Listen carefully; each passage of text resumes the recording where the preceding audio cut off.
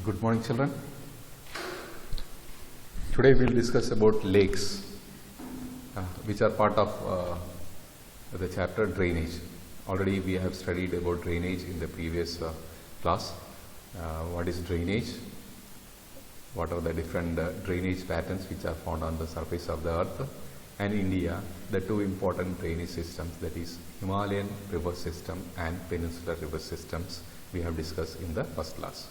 Today let us discuss about lakes, how lakes are formed, what are the significance of lake, and even the significance of river and river pollution. Okay. So first let us see what is lake. Lake is a water body which is generally formed in a hollow space on the surface of the earth, and lakes are surrounded by land on all sides. In general, lakes are surrounded by land on all sides. Okay. So water, when it's stored on a large area on the surface of the earth, surrounded by land, it is called a lake, right? Now, large lakes, based upon their area, they can also be called as sea. For example, Caspian Sea. If you see the world map in Asia, you can see Caspian Sea, which is surrounded by countries like Iran, Turkmenistan, Azerbaijan, Kazakhstan, Russia, and all. Right. So, because of its large area, it is called sea. So, not only Caspian Sea, then one more we are having, that is called Dead Sea. Right. Dead Sea is in the border area of this Israel and Jordan. You can see Dead Sea here, Israel and Jordan, right? And you know, Dead Sea, it lies what do you call the deepest part below sea level. So lake with deepest part with below sea level is Dead Sea. And Dead Sea, the amount of salinity of the water is very high, and hence you can see here a person whoever wants to play in this water, they can keep themselves afloat because the density of water is very high. Next is Aral Sea. Here in Kazakhstan, Uzbekistan border, we are having a lake which is known as Aral Sea. Aral Sea, it is also called as sea because of its large area, large extent, right? Now, lakes in general, they are formed because of various activities like action of glacier, wind, river, and also human activities. Okay.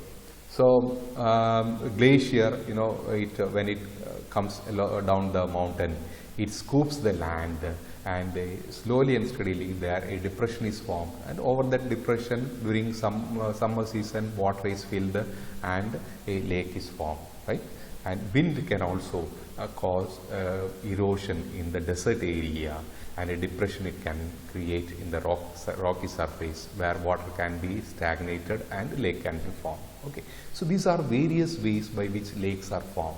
And lakes in general we call as saltwater lake or freshwater lake based upon the availability of water. Some lakes are saltwater lake. For example, in India, Sambar Lake in Rajasthan, Chilika Lake in Orissa. These are all saltwater lake because there the water amount of salinity present is very high. But there are also lakes which are having fresh water, means water which is sweet water, right? So they are called fresh water. Then based upon the formation, lakes can also be called as natural lake or man-made lake. So lakes which are formed naturally because of process of the earth is called natural lake. And there are also lakes which we can call as man-made lake. Which are man-made lakes? Across the river, when we construct a dam, water is stored over a large area, and that is called reservoir, and it becomes a lake. Right? So plenty of dams have been constructed in India across the rivers. We will see that. Right. Now, here the river is doing meandering, and in course of meandering, a part of the river may be cut off, and this cut off portion may develop into a lake, and this lake is called Oxbow Lake. Oxbow. The shape of this lake is like a oxbow, right? Okay. Then the sea actions can also produce lakes. The sea waves, they deposit large amount of sediments, eroded sediments along the beach area, and like these spits and bars develop. So this is a area which is known as spit. Okay, spit, or it can also be called as bar. So due to the formation of the spit and bar in the interior of this land here, a lake is developed, and the lake which is developed due to the formation of spit and bar which has formed the lagoon are called Chilika Lake, Pulicat Lake and Kolleru Lake. Chilika Lake is in Orissa, Pulicat Lake near Chennai, and Kolleru Lake in Andhra Pradesh. These are the three lakes which are formed in India due to spits and bars. Now, this is Sambar Lake in Rajasthan, which I told you just now. It's an inland lake. Fresh water, adding of fresh water into this lake is very less, and because of the chemical properties present in the rock here, salt can be produced from Sambar Lake. Okay, so there is a example of inland lake in India. We can say the largest inland lake in India is Sambar Lake in Rajasthan. Now, Ullar Lake in Jammu and Kashmir is formed due to tectonic activity. Tectonic activity is because of the collision forces of the earth when one plate collides with another plate, a depression may be formed. Okay, and in this depression, when water gets filled up, a lake can be formed. So Ullar Lake in Jammu and Kashmir is the best example of a lake which is formed due to tectonic activity. And Ullar Lake is the largest freshwater lake in India, right? And lake is also formed because of large dams which are constructed across rivers. Okay, this is the example of a lake which has been formed due to the construction of Bakra Nangal Dam in Punjab, Himachal Pradesh border, Bakra Nangal Dam. Okay, and this lake is known as Guru Gobind Sagar, Guru Gobind Sagar Lake. Okay. Now let us find out what are the importance of lakes. Lakes, it regulates the flow of river, right, during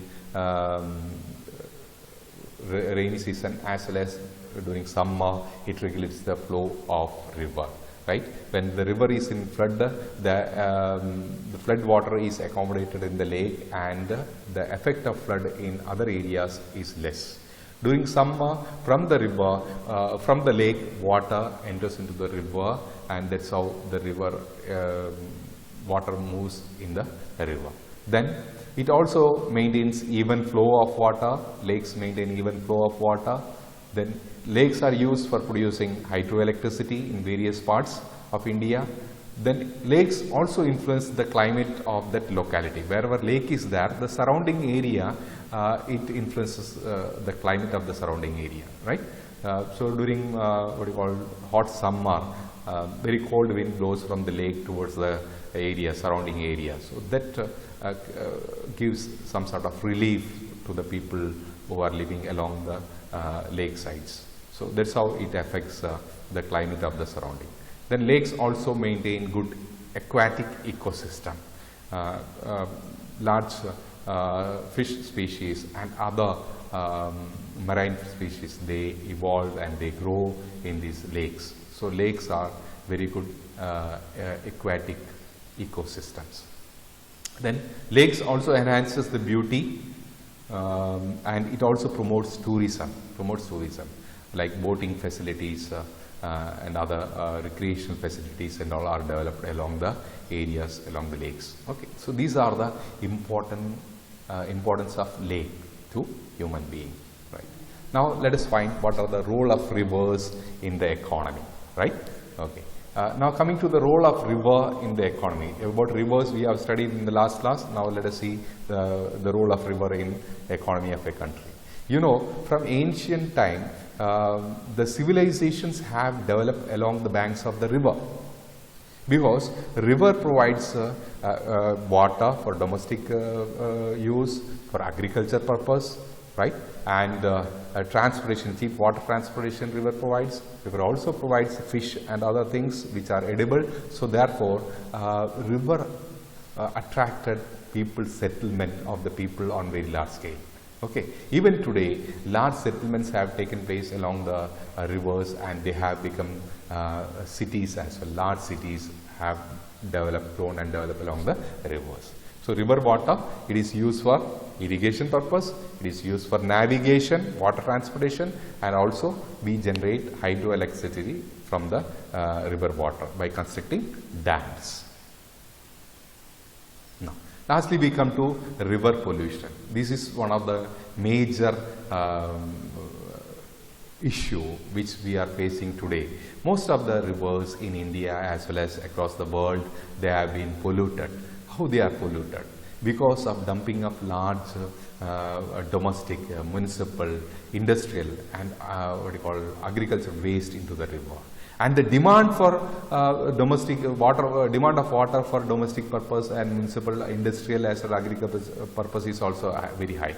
So very large amount of water we are taking from the river, and we are putting large amount of pollution, polluted water, untreated water into the river, and the river is unable to cleanse itself. Generally, river is having a property to cleanse itself.